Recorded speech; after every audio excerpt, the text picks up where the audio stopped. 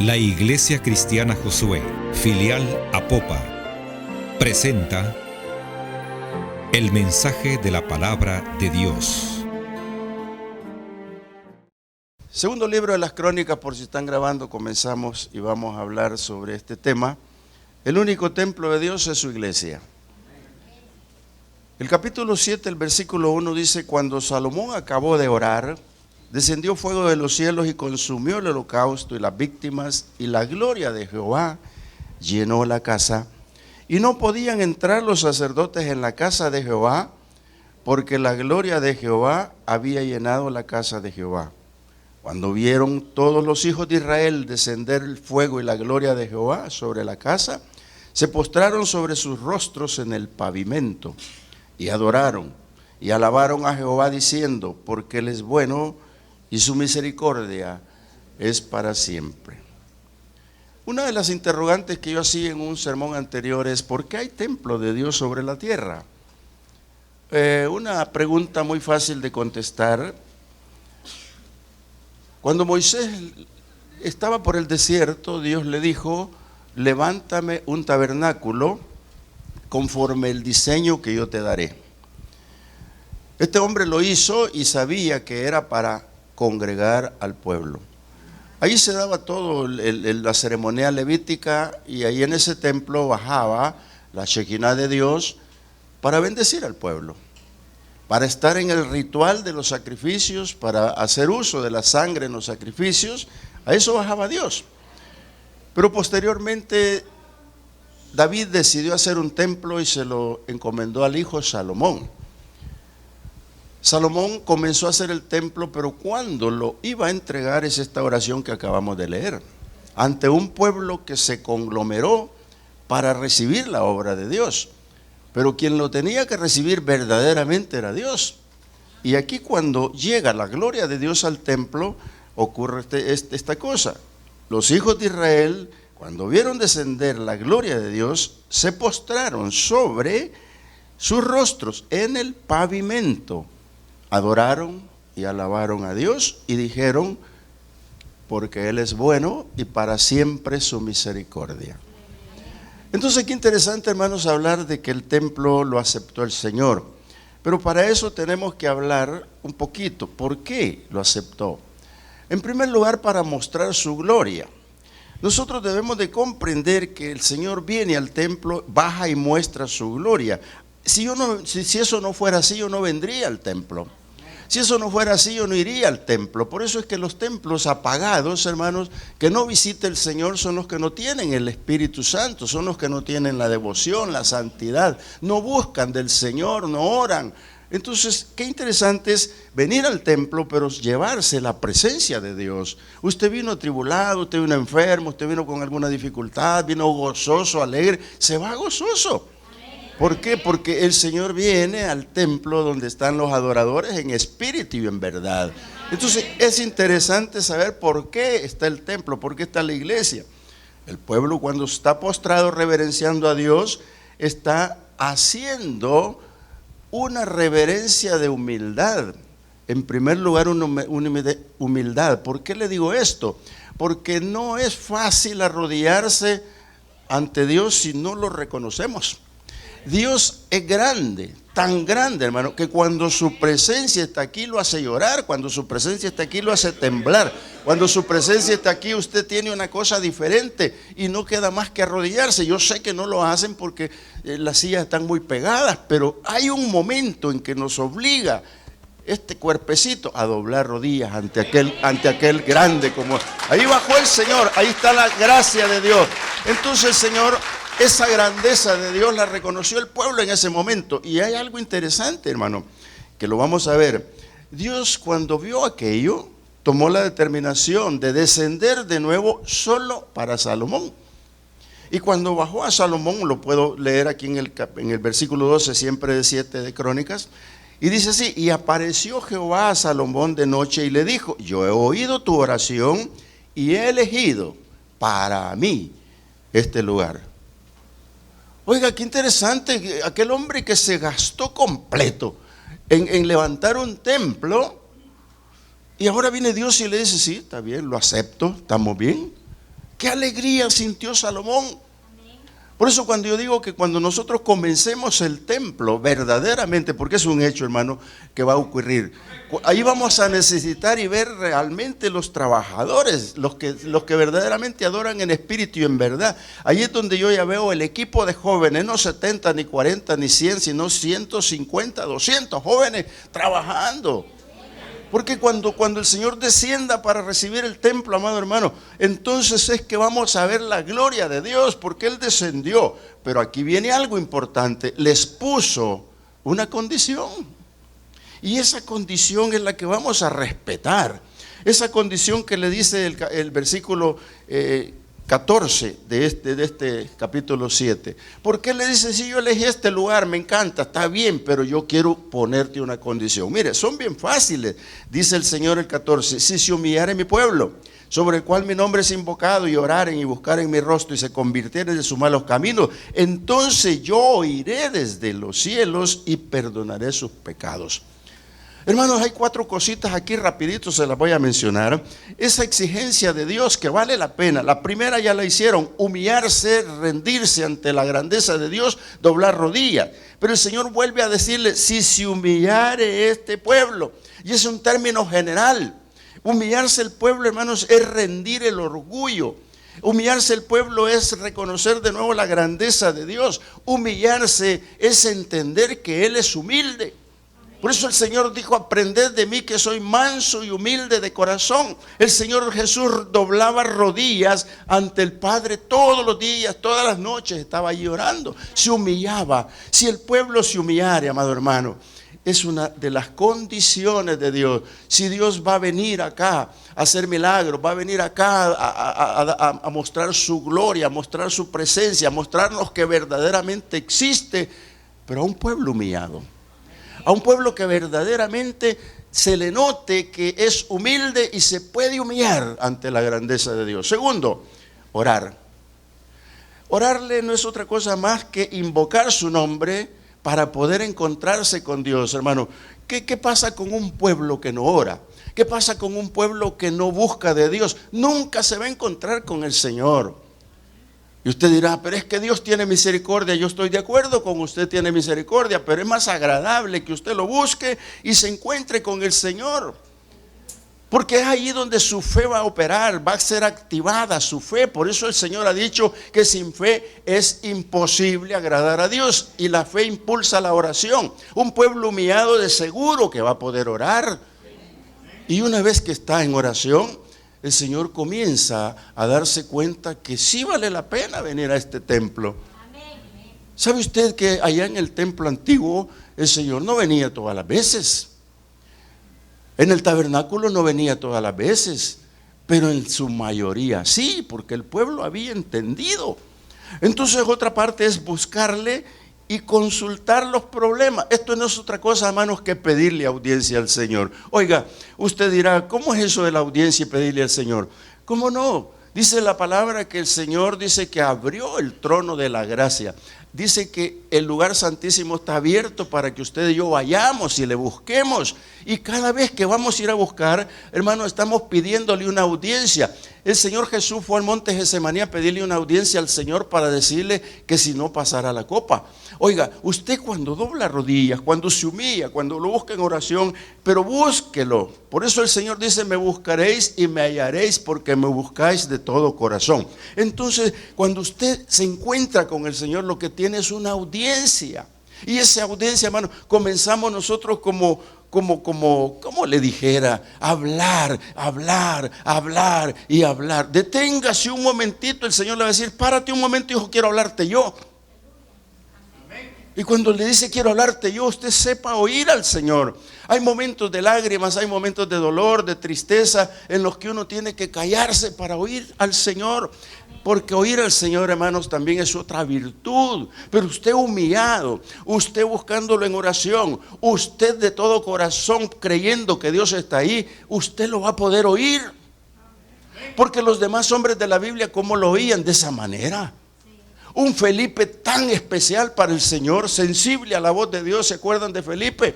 Felipe, muévete desde donde estás, que era Samaria, hasta el camino que de Jerusalén va a Gaza. es lejísimos. Y se movió porque oyó al ángel de Dios. Y estando en el lugar desierto con sus maletas, me imagino, ¿no? El evangelista ahí parado, ¿y qué hago aquí? Y el Señor le vuelve a hablar. Pero si no le pudo escuchar la voz en la primera ni en la segunda, ni va al lugar, ni entiende qué hace ahí. Pero este hombre le oyó a Dios y le dijo, muévete a ese carro. Y ustedes conocen toda la historia. Hermano, para poder oír a Dios se necesita pedirle audiencia. Cuando usted pide una audiencia a alguien, ese alguien le va a oír. Pero también usted tiene que oír lo que dice el que le da la audiencia. La otra parte que les pide en este versículo es que se conviertan.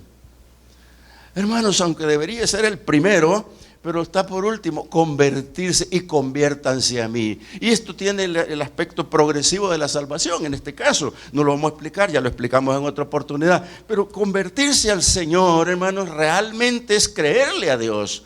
Y convertirse para ser perdonado. ¿Por qué? Porque cuando el Señor le dice aquí, y perdonaré sus pecados, y entonces voy a poder oírlos. Pero apártense de los malos caminos y conviértanse a mí. Entonces Dios está diciéndole, el templo aquí está bonito, no hay problema, lo acepto como casa de sacrificio, pero si hacen esto, yo los voy a bendecir. Entonces el Señor le sigue diciendo, mantendré abiertos mis ojos y atentos mis oídos. Oiga, este es un pie de garantía bárbaro, ¿no? Si aquí es el templo de Dios y venimos, ¿cree usted que el Señor nos está mirando? Claro que nos está mirando. Usted tiene que creer que también tiene oídos para oírnos. Esto implica, más hermano, que si estamos en el templo y viene la gloria de Dios, lo va a escuchar y seguramente hay milagros, seguramente hay bendición, seguramente va a haber muchas cosas más sobrenaturales que no las vamos a poder entender como seres humanos. Pero Dios es bueno. Pero también dice que lo santificó para que lleve su nombre. Hermano, el nombre de Dios, por eso nuestro pastor puso en este lema corto, a Dios a la gloria. Porque no podemos darle gloria a nadie. Entonces el nombre de Dios está en el templo para ustedes. Usted viene a la iglesia Josué porque así le pusimos de nombre. Pero aquí el nombre es de Dios porque la iglesia es de Dios. Amén. Entonces, hermanos, si la santificó, es porque Él la ve. Dice, estarán mis ojos abiertos y mis oídos atentos. Mire, yo soy bien atrevido. Yo creo que Dios en este momento nos está viendo. A usted no lo va a ver el supervisor a los grupos, pero Dios sí va. Él es el mejor supervisor de las iglesias. El supervisor principal de las iglesias es el Señor a través del Espíritu Santo. Amado hermano, no hay otra forma. Es el supervisor especial y por eso yo estoy convencido que aquí está el Señor. Si no, no le hubiese escrito a las 7 iglesias. A las iglesias que les escribió todo lo que ustedes conocen es porque las supervisaba. Así que yo estoy convencido que supervisa a Josué Apopa. Entonces, amados hermanos, esto implica que Dios va a cumplir si les obedecen. Porque mire, le dijo, yo puse mi nombre, mis ojos ahí, mis oídos ahí. Voy a leer el 16, dice, porque ahora he elegido y santificado esta casa para que esté en ella mi nombre para siempre. Y mis ojos y mi corazón estarán ahí para siempre. Pero aquí viene la otra advertencia. Oye, hermanos, si es que Dios nos pone advertencia tras advertencia, ¿sabe por qué? Porque nosotros a veces fallamos. Dice que cuando Elías se fue a hacer un holocausto, el holocausto que hizo solo tenía un objetivo: demostrar que hay Dios. Se rió de los ídolos, se rió de todo, le echó agua al holocausto. Bueno, hizo cualquier cosa, hizo Elías, solo para demostrar que hay Dios en Israel. Sencillamente, porque el pueblo se había dividido, se habían ido con los Baales de Jezabel. Hoy en día la iglesia, hermanos, está igual. La iglesia se busca las partes que lo comprometen para perder la bendición. Déjenme decirle esto. Por eso el Señor les está diciendo, si ustedes se van a los ídolos, si ustedes dejan mis mandamientos, todo esto que estoy recibiendo, lo voy a destruir. Oiga, qué cosa más grande. Oye Dios, pero tú estás recibiendo el templo, ha de haber dicho Salomón. Estás recibiendo el templo y estas condiciones. Las primeras está bien, que nos humillemos, que oremos, que te busquemos, que nos convirtamos. Pero esta está difícil, porque este pueblo es indómito. Moisés subió al monte 40 días y en menos de los 40 días ya tenían un Dios. Hermano, nosotros no podemos hacer eso, no debemos hacer eso. La bendición de Dios está para la iglesia, pero bajo esta condición, aunque sea no la antigua, sino la nueva, la con el Señor, guardar sus mandamientos. Por eso el Señor dice, el que guarda mis mandamientos es porque me ama. Y si me ama, mi Padre le amará. Y si mi Padre le ama, yo le amaré también. Vendremos y nos manifestaremos a Él. Es la iglesia. Es la iglesia, hermano. Pero este pueblo queda advertido, está advertido. Si ustedes se vuelven a sus ídolos, yo la destruiré. Y Dios cumple.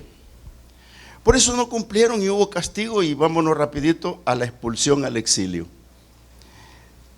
La casa de oración fue destruida, hermano. El templo fue destruido. Cuando fueron al exilio por 70 años, usted puede encontrar mucho sobre los 70 años de castigo. Usted sabe que si se fueron jóvenes, ¿de cuántos años? ¿Qué? 5 años, pudieron haber regresado de 75. Y si nacieron en el cautiverio, venían jóvenes. Pero los viejos murieron la mayoría. Pero algunos que se fueron jóvenes y algunos que duraban 100 años, pudieron ver esto. Interesante. Pero Dios les dijo, 70 años van a ir cautivos. Y sabe usted que los visitaba en el cautiverio, pero no les dijo, les voy a disminuir los años. No, para nada. Por eso es que Daniel, cuando está viendo el jovencito que se cumplen los 70 años, Daniel ya está un poco viejo, y se pone a orar por el pueblo. Lo que hacía Jeremías antes que se fueran al cautiverio, ahora lo está haciendo Daniel para que vuelvan del cautiverio. No para que vuelvan, sino que él ya leyó que se cumplieron los 70 años y está regresando. Pero ¿a dónde van a regresar? Donde no hay templo. Si ya lo destruyeron, si el Señor lo había dicho.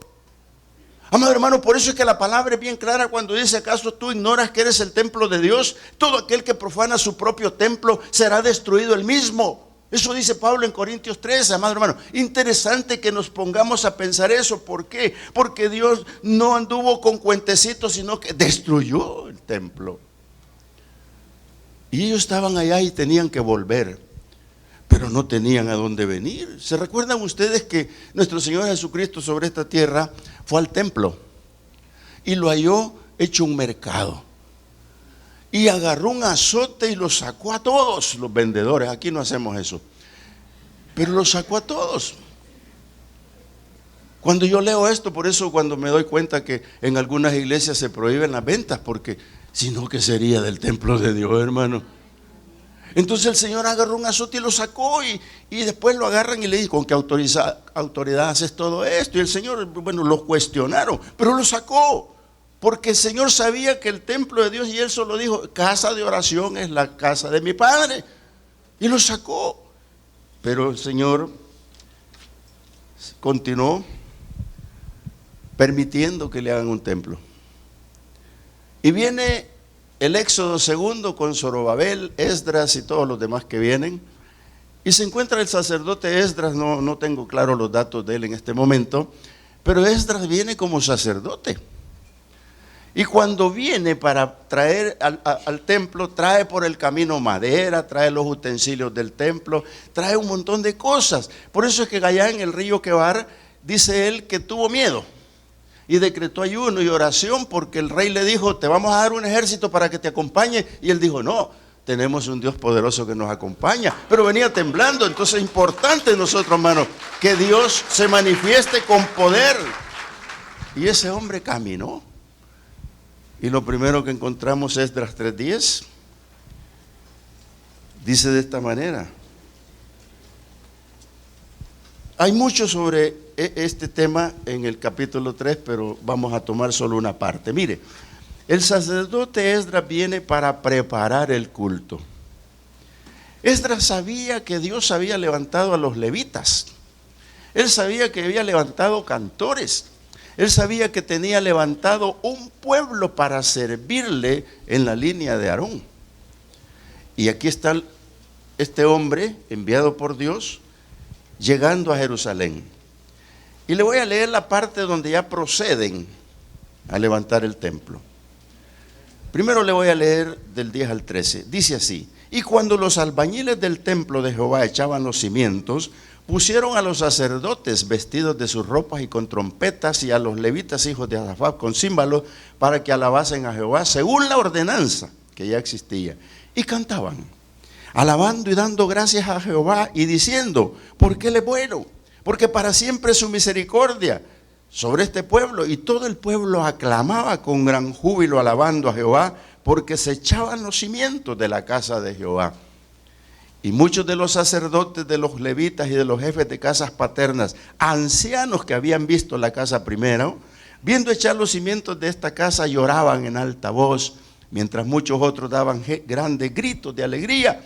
Y no podía distinguirse el pueblo del clamor de los gritos de alegría, de la voz del lloro, porque clamaban el pueblo con júbilo y se oía el ruido hasta de lejos. Una de las cosas que yo veo aquí es que el pueblo no transmitió rencor y no guardó rencor ninguno. Yo le digo, hermano, si Dios me castiga ahora, yo le tengo que decir gracias, porque dice la palabra que al que ama disciplina. Si este pueblo, hermanos, no hubiese estado agradecido con Dios, no habría hecho este culto. Ellos no guardaron ningún rencor para el Señor. Aunque les dijeron 70 años nos ha tenido cautivo, vos naciste en Babilonia porque el Señor me mandó para allá.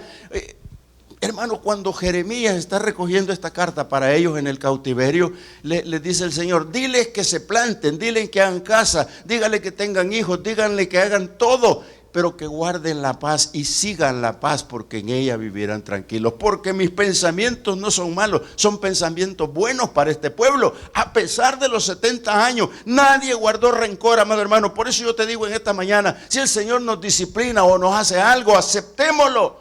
Porque el Señor sigue siendo bueno, el Señor es bueno a pesar de todas las cosas. Los colaboradores del Señor en este momento, levitas y todos, se vistieron de ropas ceremoniales porque iban a hacer un culto a Dios. No tenían templo, pero estaban poniendo los cimientos del templo y lloraban. Unos gritaban de alegría y otros lloraban de tristeza por lo que había ocurrido, pero lloraban también de alegría porque estaban poniendo los cimientos del templo. Amado hermano, eso va a ocurrir cuando nosotros hagamos el templo.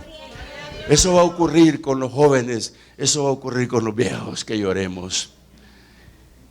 Los levitas alabaron al Señor y olvidaron un pasado. Olvidaron un 70 años, por decirlo así, de historia, y solo se limitaron a decir que Dios es bueno. Eso no es otra cosa más que celebrar con alegría, porque los cimientos estaban allí. Y cuando tú lees Segunda de Crónicas, siempre en el 7, del 19 al 20, te vas a dar cuenta que violaron el reglamento. Y el Señor les arrancó, los mandó al cautiverio. Y luego les dijo, esto les pasó por esto y les va a pasar por esto. Y ocurrió. Y el templo se volvió a levantar. Pero nuestro Señor Jesucristo tiene la misión de venir a la tierra. Creo que vaya conmigo a Mateo 16, 16. La misión de nuestro Señor venir a la tierra no es venir a levantar el templo. En este momento lo que hay son el muro de los lamentos. Sam ha estado en el muro de los lamentos porque él ha estado en Israel. No me deja mentir. ¿Es un muro, Sam? No hay templo, ¿verdad, Sam? Al lado está la mezquita de quién, de los musulmanes. Hay un muro. Yo voy a ir a Israel un día, pero cuando muera le digo, Señor, pásame por Israel una pasadita. Gracias por el amén. No hay. Por más que quieran poner piedra sobre piedra y decir, yo pongo la primera piedra, no hay templo. Pero nuestro Señor Jesucristo vino. Aquella desobediencia del pueblo terminó. La misericordia de Dios continúa. La bondad de Dios es la misma. Somos nosotros los desobedientes. Pero Jesús viene y se junta con los discípulos y se les queda viendo y les dice, Oigan, ¿me podrían decir ustedes qué dice la gente que soy yo? Y se dio cuenta que no sabían. Pero Pedro, cuando le dijo, ¿y ustedes saben quién soy yo? Y Pedro le contestó. Y el Señor le da esta palabra. Estoy en el capítulo 16 de Mateo 18. Y yo también te digo a Pedro, que tú eres Pedro, y sobre esta roca que es Cristo edificaré mi iglesia. Y las puertas del Hades no prevalecerán contra ello. Qué interesante lo que dijo el Señor. ¿Se recuerdan que cuando los discípulos le dijeron al Señor, oye, mira, Señor, tú no le has dado importancia al templo? Mira qué piedras volitivas tiene, qué precioso es el templo. Y el Señor les dijo, sí, puede serlo, pero se puede caer, se va a caer. Pero yo le dijo, en 3 días lo levanto. Y como no entendieron, lo llevaron hasta el juicio de la cruz del Calvario. Dice este hombre que en 3 días levanta el templo tan precioso que está. Dice este hombre que él lo puede levantar en 3 días, pero no lo entendieron. Y muchos hoy en día todavía no lo han entendido, que el templo de Dios no se le va a levantar sobre esta tierra, porque el templo de Dios es Jesucristo. Es la iglesia misma, el templo de Dios. Amado hermano, tenemos que comprender esto y no me lo tome a mal. Es que nosotros tenemos que entender, la iglesia es del Señor, es la niña de los ojos del Señor, es su novia, es su esposa, es la que se va a ataviar de lino fino, es la que Él se va a presentar a sí mismo. Es la iglesia, amado hermano, es la iglesia. Por eso cuando usted viene aquí, lo que siente es presencia de Dios a través del Espíritu Santo. Cuando usted viene aquí, sabe que Jesucristo se pasea y usted toca su manto una vez más. Jesús habló que en 3 días lo levantaría y no lo entendieron. No entendieron lo de la resurrección. Por eso cuando el Señor resucita, les dice, váyanse al monte, porque yo voy para allá, en cuerpo resucitado. Y estando en el monte, les dejó la gran comisión. La gran comisión que escribió Juan, la gran comisión que escribió Mateo, la gran comisión que escribió Marcos, la gran comisión que escribió Lucas. Me encanta más la de Lucas que los demás porque es más clara cuando el Señor les habla. Les dice, fue necesario que yo resucitase el 3er día y se cumpliera la escritura. ¿Por qué? Para que se predique este santo evangelio para arrepentimiento y perdón de los pecados. Por lo tanto, vayan y prediquen la palabra, pero no se muevan de Jerusalén, porque ahí les va a llegar la promesa del Espíritu Santo que les dio mi Padre. Sin eso no van a poder trabajar, amados hermanos. Entonces, qué interesante la gran comisión que dejó el Señor. ¿Por qué? Porque está la construcción de su templo. El templo que es su templo, la morada de Dios es usted. Por eso el Señor dice que Él viene, porque hay moradas eternas. Él viene, dice el Señor, a recogerse a sí mismo. Si usted tiene a Cristo, amado hermano, usted lo tiene todo. Por eso déjame decirte que el que no tiene a Cristo, cuando Él venga, imposible que pueda viajar con el Señor. La iglesia que vino a plantar el Señor a través de la gran comisión es la comisión que tenemos. Pero yo quiero pedirte que despertemos juntos de este letargo. Cuando Pablo incursionó en el evangelio y fue levantado por el poder del Espíritu Santo, lo primero que recibió fue plantar iglesias. Oiga, plantar iglesias. A mí me llama la atención un hombre, y voy a decir el nombre en televisión, Coqui Miró.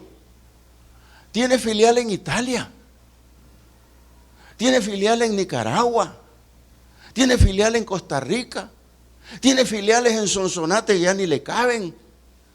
Y el muy atrevido se viene a poner filiales a Chalate. Y yo le digo, no, nosotros somos Chalate, pero vénganse, si no los voy a alcanzar de allá para acá, hermano. ¿Y nosotros dónde estamos dormidos? No hemos entendido la gran comisión que el Señor dejó.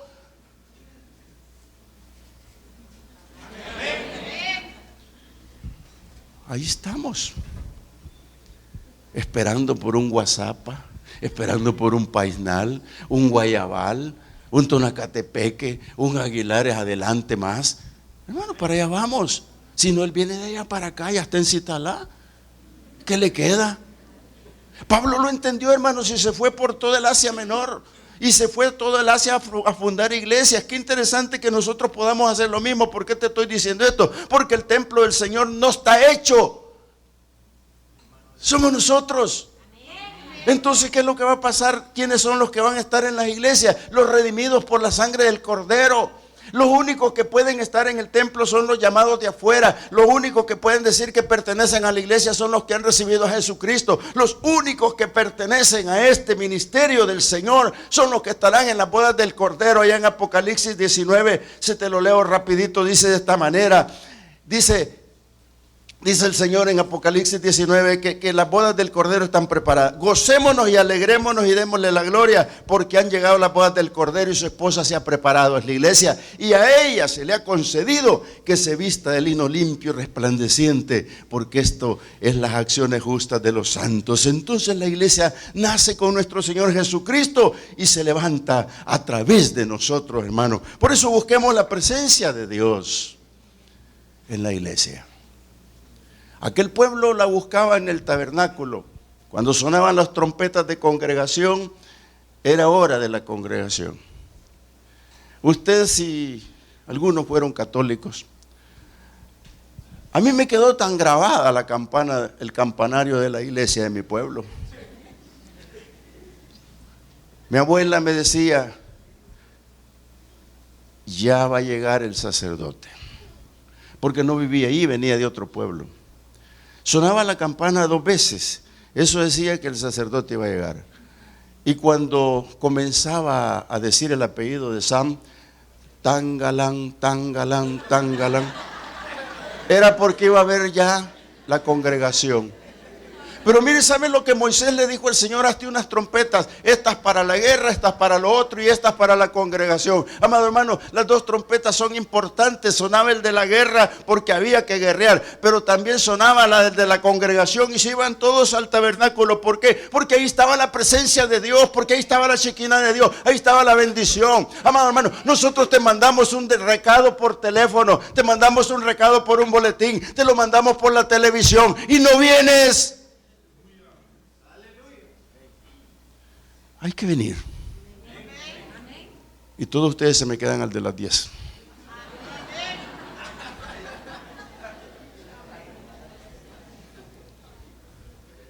Les arruino el video porque después lo tienen que editar. Quiero decirte lo que le dijo el Señor. Salomón, gracias por el templo. Te lo recibo. Pero dile a este pueblo que se humille. Dile a este pueblo que ore. Dile a este pueblo que me busque. Dile a este pueblo que se convierta. Y que no ande detrás de dioses ajenos. Que no busque dualizar su pensamiento.